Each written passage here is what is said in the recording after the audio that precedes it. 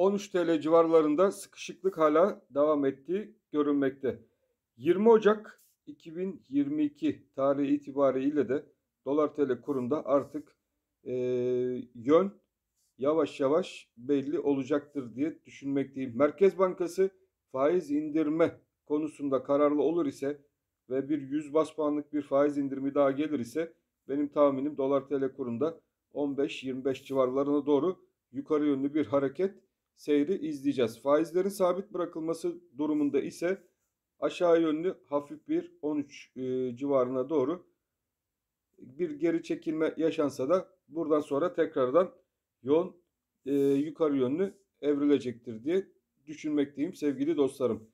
Dünya genelinde risklerin arttığı, tehditlerin birbirini kovaladığı, Ukrayna-Rusya restleşmesinin bir savaşa dönüşme ihtimalinin korkusuyla birlikte de ABD ve Avrupa bölgede etkilerini ve yaptırımlarını arttırmaya çalışmakta arkadaşlar. Çünkü bunun getirileri dünya genelinde maalesef ki tekrardan bir göç dalgasının başlaması ve bu göç dalgasının da gene bizim Türkiye ekonomimizi vurması yönündeki endişelerimiz de oldukça fazladır. Ayrıca turizm gelirlerinden beklediğimiz bir para akışı var. Bu para akışının da yaz aylarına doğru kesilmesi anlamını taşıyacaktır.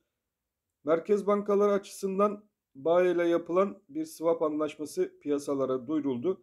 Buradan da gene 4,75 milyar dolara denk gelen bir dirhem ve TL anlaşması BAE ile yapılmış arkadaşlar. Bunun etkilerini de zannedersem geçenlerde bir 13,70 civarına doğru dolar TL kurundaki atakla birlikte bunun etkilerini o zaman piyasada biraz gördük. Dolar TL kurunda tekrardan bir 13.40-13.70 aralığında hareketler oluştu.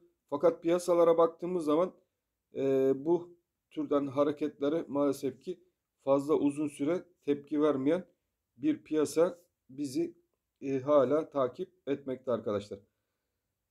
4 saatlik bu grafik dolar TL kurunda bir yukarı yönlü hareketin fazla uzun sürmeyeceğini bizlere gösteriyor. Buradaki oluşumumuzun günlükte oluşması belki bir orta vade hareket alanını bize getirebilirdi. Fakat 4 saatlikte olan bu oluşum stokastik indikatörüne baktığımız zaman da dolar TL kurunda bir tekrardan yukarı yönlü al sinyalini yaktığı da gözükmekte sevgili dostlarım. Yön dolar TL kurunda hala yukarı yönlü seyrine devam edeceği benzemekte, yatırım tavsiyesi olmamak koşuluyla. Evet, ons altın, hemen ons altın tarafına geçelim. Ons altında bizler için 1816 dolar seviyesi önemli demiştik ve 1816 dolarlar seviyesinde bir ons altın hala takip ediyoruz. Yukarıda 1816 çok önemli bir direnç bölgesi. Bu direnç bizlere ons altında, bakın arkadaşlar burası çok önemli, 1880 dolara doğru giden kapıyı açacak olan bölge. Aşağıda 1778 önemli destek bölgemiz ve bu aralık 1816 sırrına bağlı. 1816 seviyesini yukarı yönlü kırıp kalıcılık göstermesi durumunda stokastik indikatöründe tekrardan yukarı yönlü hareketler gözlemleyeceğiz ve bu hareketlerin sonucunda da 1880 dolar civarına doğru giden bir ons altın sizlerle birlikte izleyebiliriz. Altın tarafındaki arkadaşlar, Ukrayna, Rusya, ABD arasındaki gerginlik ve özellikle Çin bölgesinden faiz indirme biliyorsunuz hamleleri geldi. Çin de bizim gibi faiz indirmeyle parasını ucuzlatma yoluna gideceğinin sinyallerini verdi. Bu da gene altın tarafında ve gümüş tarafında önemli hareketleri başlatacaktır diye düşünmekteyim. Asya tarafında faiz indirimleri, Avrupa tarafında ve ABD tarafında ise faiz artışlarının konuşulduğu bir dönem, ortalığın oldukça karışık olduğu bir dönem, ekonomilerin oldukça karıştığı bir dönem ve bütün bunların neticesinde enflasyonist baskılar altında ezilen insanlık ve bu enflasyonist baskılarla başa çıkmayla ilgili bürokratlardan da çok önemli açıklamalar geliyor. Mesela ekonomik krizle baş edebilmekle ilgili koyun kesin diyen de var. Peki koyunu nasıl alabilirsin bu ekonomik koşullarda diye soran yok da koyun alın, kesin bunu dolaba atın şeklinde öneriler var. Yani böyle çok yönlü gerçekten politikamızın artık çok renklendiği bir döneme girmiş durumdayız. Porsiyonlarınızı küçültün diyen var. Valla bu gidişle çocuğunuzu okula göndermeyin. Eşinizi evde oturtmayın. Elektrik masrafı fazla olmasın. Bu türden önlemler de alınabilir. Bunları da yakın zamanda bekliyoruz. Böyle ilginç yöntemlerle de ekonomimiz baya bir düzelir gibi düşünmekteyim. Evet, çok uzaktık, neyse. Hemen gram altın tarafına bakalım. Evet, gram altında öldük, bittik korkuları vardı. Ne demiştik? 776 civarını dikkatli bir şekilde takip edin. Gram altında 776 önemli bir seviye ve bu seviye altında kapanış olmadıkça gram altında da yakın zamanda 818 seviyesine doğru yukarı yönlü atakları takip edeceksiniz. Ve gram altında da gene bir yukarı yönlü al sinyali indikatörümüz tekrardan yaktı. Yukarıdaki gram altında kısa vade hedefimiz 818 TL civarlarına doğru giden bir gram altın sizlerle birlikte izleyeceğiz. Hemen gümüş tarafına geçelim. Evet, gram gümüş. Gram gümüşe bakmadan önce sizlerle birlikte bir ons gümüş değerlendirmesi yapalım hemen. Ons gümüş hedefimiz 22.68 bizler için önemli bir bölgeydi ve 22.68 burada bir yükseliş kanalı zaten açmıştık ve bu kanalla birlikte bizlerin ana hedef bölgesi ne demiştim sizlere sevgili dostlarım, 24.70 bölgesine doğru giden sizlerle birlikte bir gram gümüş ons gümüş izleyeceğiz ve emin adımlarla petrol fiyatlarında yukarı yönlü hareketler, durdurulamayan bu petrol fiyatlarını maalesef ki enerji ve ürünlerin girdilerine büyük etki yapacağından dolayı hala dünya genelinde enflasyonist baskı devam edecektir. Verilen faizlerle reel faizler arasındaki fark açık olduğu, enflasyon yüksek olduğu sürece de altın ve gümüşte kimse gerileme beklemesin. Stokastik indikatörüne de baktığımızda hala da ons gümüş tarafında da al sinyali devam etmekte. Hemen gram gümüş tarafına geçelim. Verdiğimiz seviyeler noktasal olarak hala çalışıyor. 9.68 önemli destek. Gram gümüşü de ons gümüş grafiği üzerinde anlatalım. 9.68, onun üzerinde ne dedik? 10-18 arkadaşlar, bizler için önemli bir direnç noktası var.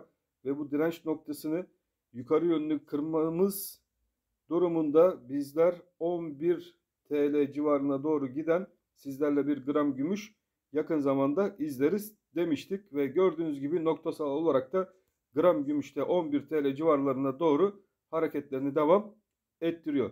Kimse panik yapmasın, yatırım tavsiyesi olmamak koşuluyla şu anki son duruma baktığımız zaman emtialarla doların, euronun ve sterlinin eşit aralıklarla yükselmesinden kaynaklı olarak ons altın ve gram altın olsun, ons gümüş olsun, gram gümüş olsun çarpı 2 şeklinde yukarı yönlü hareketlerini ilerleyen günlerde daha da hızlandıracaktır diye düşünmekteyim sevgili dostlarım. Euro tarafına hemen bakalım.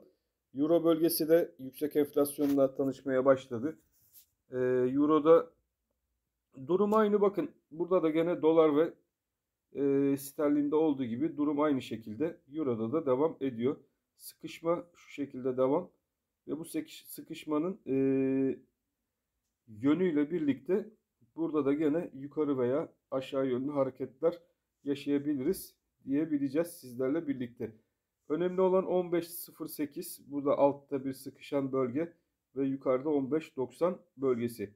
Buranın yukarı kırılması ve 15.08'in aşağı yönlü kırılmasıyla birlikte iki yönlü olarak kendimize bir yön çizebiliriz. Fakat 15.08 altında henüz tutunmuş bir euro sizlerle birlikte görmüyoruz. Yukarıda Merkez Bankası kararlarıyla birlikte buradaki hareket yukarı yönlü 15.90'ı kırabilir. Eğer ki kırmayı başarırsa da 17 TL'ler tekrardan euro tarafında görülebilir arkadaşlar. Stokastik indikatörüne baktığımız zaman 4 saatlikte bir kesişme, fakat daha henüz bir al sinyali yakmış gözükmüyor Euro tarafında. Günlükteki al sinyali ise hala devam etmekte yukarı yönlü arkadaşlar. Bu da demek oluyor ki 15.90 üzerinde Euro'da da ilerleyen zamanlarda kalıcılık devam edecek gibi. Bitcoin, hemen bakalım. Bitcoin izleyen arkadaşlar için, takip eden arkadaşlar için Bitcoin'de son durum. Evet, şu an 42.000 seviyelerinde bir Bitcoin. Bitcoin'de en önemli, sizlerin de takip etmesi gereken alan 40.000 ve yukarıda 42.000 bölgesi sevgili dostlarım. Bakın 42.000 bölgesi Bitcoin'de çok önemli. 40.000 bölgesi ise şöyle bir alan çizdiğiniz zaman, bakın burada gene bir üçgen oluşumu mevcut. Burada 40.000 bölgesi, evet şurada 40.000 dolar bölgesinde bir dip. Fakat bunun tekrardan ala dönüşebilmesi için ise buradaki 42.000 dolar seviyesini yukarı yönlü Bitcoin'de kırılması şart. Eğer ki buradaki düşen trend çizgisini Bitcoin yukarı kırar, 42.000 doları aşar ise işte o zaman Bitcoin'de tekrardan bir 50.000, 55.000 dolar seviyesine doğru buradan yataydan sonra bir kanal açılımın yukarı yönlü yaşayabiliriz.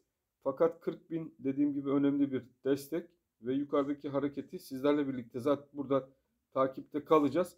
Bu hareket doğrultusunda da yukarı yönlü hareketin başlayıp başlayamayacağını burada takipte kalacağız. 4 saatlikte gene baktığımız zaman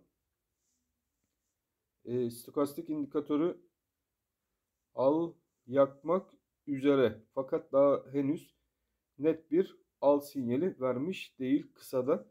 Günlükte de gene durum stokastikte aynı. Tam net bir alım yakılmış değil. Buradaki alım gelebilmesi için düşen trend çizgisinin Bitcoin'de yukarı yönlü kırılması ve burada kalıcılık yapması şart. Buradaki kalıcılık görülür ise ana hedef bölgesi 55-60 bin dolarlar seviyesine doğru giden bir Bitcoin sizlerle birlikte o zaman izleyebiliriz. Evet sevgili dostlarım, bu videomuzu da burada keselim. Ben hepinizi çok seviyorum. Hepiniz Allah'a emanet olun. Kanalımıza bir beğeni atmayı, kanalımızı dışarıdan seyreden, abone olmamış arkadaşlar da mutlaka kanalımıza abone olup birlikte kazanmaya davet ediyoruz. Allah'a emanet olun. Hoşça kalın arkadaşlar.